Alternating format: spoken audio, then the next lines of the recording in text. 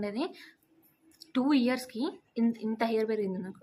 ఇంత హెయిర్ ఇక్కడ నుంచి ఇక్కడికి ఇంత హెయిర్ పెరిగింది. నేను గమనించిన చాలామంది కూడా అన్నారు నన్ను, నీ హెయిర్ పెరిగింది, ఏం ఆయిల్ వాడతానో అనేది. ఇంకొక విషయం ఏంటంటే, నేను ఓన్లీ హెయిర్ ప్యాక్ మాత్రం పెట్టుకోకపోయేది.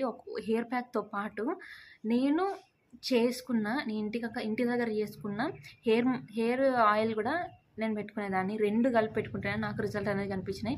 మీకు ఖచ్చితంగా రిజల్ట్ కావాలి, నాకు కూడా హెయిర్ పెరగాలి అని అంటే ఒక 6 మంత్స్ హెయిర్ ఆయిల్ చేసుకోండి, హెయిర్ మాస్క్ పెట్టుకోండి. నేను చెప్పిన విధంగా పెట్టుకోండి. 6 మంత్స్లో పెరగకపోతే నాది బాధ్యత. నేను ఎందుకంటే నేను వాడి నీకు రివ్యూ ఇస్తున్నా ఇక్కడ నేను.